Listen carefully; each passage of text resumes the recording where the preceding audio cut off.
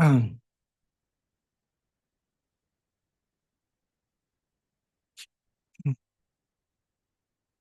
Okay, mga kababayan, isang dating saksi sa Senado ang biglang bumaliktad.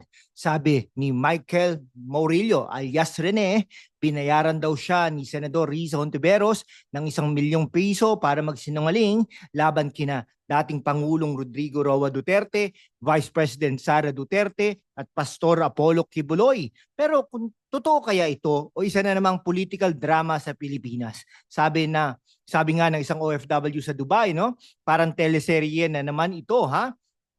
Pero walang popcorn. Kamusta kayo dyan sa Quezon City, Dubai, Davao, Dubai, Toronto, Riyadh, at saan man kayo naroroon, ha? Kami rito, diretsahan at matapang na magbibigay ng linaw sa kontrobersiyang ito. Kaya't i-like, i-share at i-subscribe na ang channel natin. Layunin natin ang 100,000 subscribers. Kung gusto nyo ng mas maraming ganitong content, mag-super thanks na rin please para suportahan kami, lalo na kayong mga OFW dyan, no? Sa Saudi, UAE at Hong Kong.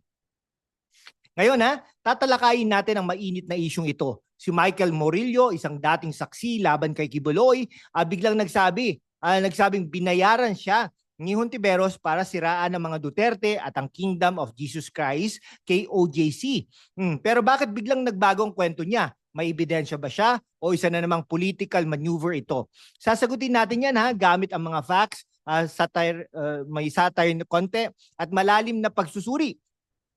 Pero bago yan, let's see the stage. Ano bang nangyari sa Senate hearing at bakit involved ang mga Duterte at Kibuloy? Kung gusto nyo malaman ang buong kwento, i-hit na ang subscribe button, i-on ang notification bell at i-comment ang truth sa baba. Para sa mga kababayan natin sa Singapore, Qatar at Australia, share this video sa inyong mga kaibigan para maipakita natin ang tunay na kwento sa likod ng mga balita. Noong February 2024, isang lalaki ang nagpakilalang Rene ang humarap sa Senate hearing na pinangunahan ni Senator Risa Hontiveros. Sabi niya, nakita niya raw ang mga Duterte na umalis mula sa Glory Mountain ng KOJC, dala-dala ang mga bag ng barel. Grabe, parang eksena sa action movie, di ba? Pero ngayong June 2025, biglang bumaliktad si Murillo. Isang video na in-upload sa isang Facebook account na pagtatanggol ng napagtanggol valiente na may profile picture ng kamao, simbolo ng Duterte supporters.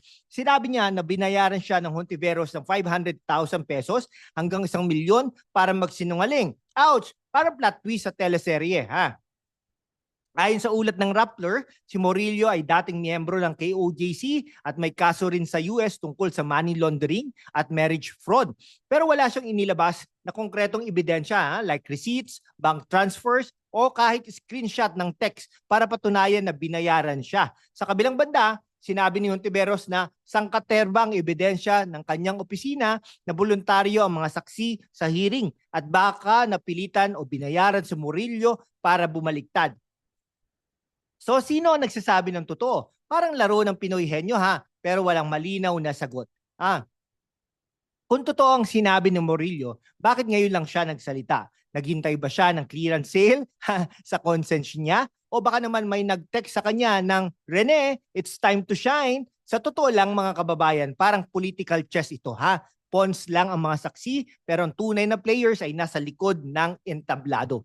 Ano sa tingin ninyo si Murillo ba ang biktima ng pressure o siya ang gumagawa ng drama? I-comment nyo yan sa baba At para sa mga nasa Jeddah, Abu Dhabi at London, i-share nyo ito sa mga WhatsApp groups nyo Huwag kalimutan mag-super thanks para may pagpatuloy natin ang ganitong content. Isang tanong ang nasa isip ng marami, bakit biglang nagbago ang kwento ni Murillo para sa mga taga Davao at supporters ng mga Duterte? Malinaw ang sagot. Biktima raw siya ng pananakot mula sa kampo ni Hontiveros. Sa isang video, sinabi ni Murillo na tinatakot siya ng mga senador. At hindi lang yan ang video niya ay ina-upload ng isang account na may kamao bilang simbolo ng konektado sa mga Duterte loyalists. Parang sinasabi ng account, kamao natin ito, laban. Ang mga Duterte ay may malakas na suporta sa Mindanao, lalo na sa Davao City. Si Vice President Sara Duterte mismo ay bumisita kay Kibuloy sa Pasig City Jail noong June 2025 bago pumunta sa The Hague para kay dating Pangulong Rodrigo Roa Duterte na kasalukuyang detained ng ICC. Ang KOJC na pinamumunuan ni Kibuloy ay may malaking impluensya rin sa politika ng rehiyon. Posible bang napilitan sa Murillo na bumaliktad dahil sa pressure mula sa mga loyalista? O baka naman, totoong sinasabi niya at si Ontiveros nga ang may pakana. Walang konkretong ebidensya ang lumalabas, pero ang timing sa kanyang pagpurong sa gitna ng impeachment case ni Sara Duterte ay nagdudulot ng hinala. Kung totoo na binayaran si Murillo, bakit hindi siya nag-selfie habang inaabot ang pera? Si Cheese, Rene, here's your 500,000 pesos. Sa totoo lang, ang political loyalty sa Pilipinas ay parang telenovela. May plot twist, may backstabbing, at may mga extra na biglang sumusulpot. Pero seryoso ang mga ganitong balita ay nagpapakita kung gaano kalalim ang hidawaan sa pagitan ng mga kampo sa gobyerno. No? Para sa mga kababayan natin sa Cebu, Makati at Sydney, ano ang tingin ninyo sa loyalty ng mga Duterte supporters? I-comment nyo, DDS forever o Hontiveros for truth? I-share rin sa inyong mga kaibigan sa Canada at Kuwait at mag-super thanks para tuloy-tuloy ang aming pagsusuri. Si Senator Rizzo Ontiveros ay kilala bilang matapang na kritiko ng mga Duterte at ng KOJC. Siya ang nanguna sa Senate hearings tungkol sa mga aligasyon ng child abuse at human trafficking laban kay Kibuloy. Pero ngayon siya ang inaakusahan ni Murillo na scriptwriter ng mga kasinungalingan. No? Parang sinasabi ni Murillo, Direk Risa, cut. No? Mali ang script ko. Sabi ni Ontiveros, pawang kasinungalingan ito at handa siya maghain ng legal action laban kay Murillo. Ayon sa Philstar, tinanggihan ni Ontiveros ang mga aligasyon at sinabing may paper trail at ebidensya ang kanyang opisina para patunayang voluntaryo ang mga saksi. Pero bakit nga ba siya ang target ng ganitong akusasyon? Si Ontiveros ay miyembro ng oposisyon at matagal ng kritiko ng mga Duterte, lalo na sa mga issue ng drug war at confidential funds ni Sara Duterte. Ang timing ng akusasyon ni Murillo ay kahina-hinala dahil kasabay nito ng impeachment trial ni Sara. Posible bang bahagi ito ng diskarte para siraan si Ontiveros at ilihis ang atensyon mula sa mga kaso? Kung si Ontiveros ang mastermind ng isang political takedown, bakit hindi siya nag-hire ng mas magaling na saksi? Rene, next time mag-rehearse ka muna. Pero seryoso ang ganitong mga akusasyon ay nagpapakita ng mas malalim na problema sa politika natin, kung saan ang katotohanan ay parang palengke, binibenta sa pinakamataas na bidder. O ano ang tingin niyo kay Ontiveros? Isang matapang na senador ba siya o may hidden agenda? I-comment niyo yan sa baba At para sa mga nasa Milan, Doha at Vancouver, i-share ito sa inyong mga kaibigan. Huwag kalimutang mag-super thanks para suportahan ang aming layunin na maabot ang 100,000 subscribers. Ang isyong ito ay hindi lang tungkol kay Murillo, Hontiveros o mga Duterte. Ito ay tungkol sa mas malaking laban sa politika ng Pilipinas kung saan ang kapangyarihan, pera at pananampalataya ay naghahalo. Si Kibuloy ay may milyong-milyong followers sa KOJC, ay hindi lang relihiyosong leader. Siya rin ay political influencer. Si Sara Duterte kahit na-impeach ay may malakas na suporta sa masa. At si Ontiveros, siya ang boses ng oposisyon na gustong-gusto mga kabataan at ng mga OFW na naghihintay ng pagbabago. Ang mga Senate hearings ni Ontiveros ay naglabas ng mga seryosong aligasyon laban kay Kibuloy, kabilang ang child abuse at human trafficking. Pero ang KOJC ay may malaking impluensya at ang mga Duterte ay may malalim na ugat sa politika. Ang impeachment ni Sara Duterte na ibinalik ng Senado sa House noong June 2025 ay nagpapakita rin ng tensyon sa bagitan ng mga kampo. Ang tanong, sino ang tunay na biktima rito? Ang mga saksi ba na napipilitan o ang publiko na nalilito sa mga ganitong balita? Sa ibang bansa tulad ng US at Canada, ayan, ang ganitong mga issue ay inihahambing sa political scandals na kinakasangkutan ng mga relihiyosong leader. Halimbawa, ang mga tele-evangelist scandal sa US ay may mga pagkakahawig sa kaso ni Kibuloy. Kaya naman para sa mga OFW sa Toronto, Dubai at Sydney, mahalagang maunawan ang konteksto ng isyong ito. Hindi lang ito lokal na drama, kundi isang pandaigdig na usapin ng kapangyarihan at pananagutan. Kung ang politika ay isang laro, ang Pilipinas ang may pinakamaraming plot twist. Next episode. sino susunod na bumabaliktad, no? Pero sa totoo lang, ang mga ganitong issue ay nagpapakita kung gaano kahirap hanapin ang katotohanan sa gitna ng ingay ng politika.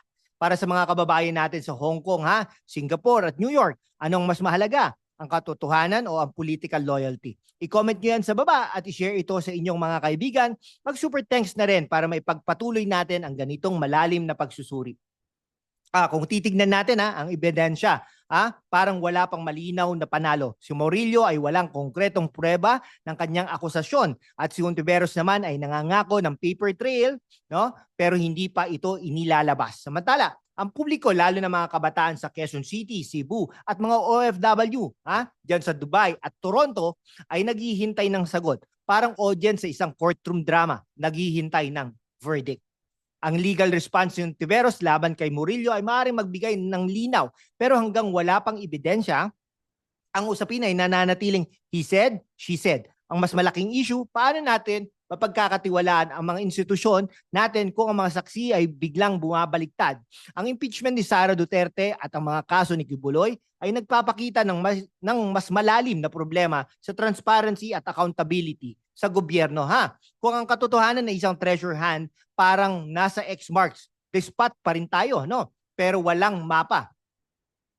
Saan na ang ebidensya, mga boss? Pero seryoso ang mga ganitong issue ay nagpapakita ng kailangan natin ng mas matibay na sistema para protektahan ang mga saksi at tiyaking hindi nagagamit ang politika para sa personal na agenda.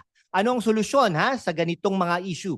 More transparency, better witness protection o iba pa? I-comment nyo yan sa baba at para sa mga nasa Riyadh, Singapore at London, i-share ito sa inyong mga kaibigan. Mag-super thanks na rin please para suportahan ang aming layunin na maabot ang 100,000 subscribers.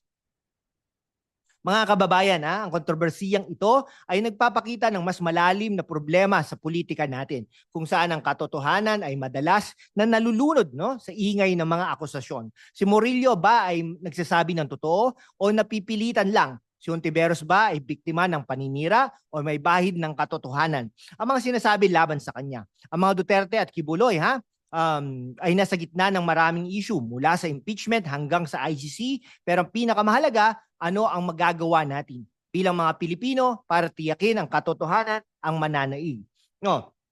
Kung nagustuhan ninyo ang pagsusuring ito, i-hit na ang subscribe button, i-like at i-share sa inyong mga kaibigan sa Davao, Dubai, Toronto at saan man kayo naroroon. Layunin natin ang 100,000 subscribers. Kaya tulungan nyo kami mag-comment ng katotohanan sa baba. At para sa mga OFW sa Saudi, UAE at Hong Kong, mag-super thanks naman please para maipagpatuloy natin ang ganitong content.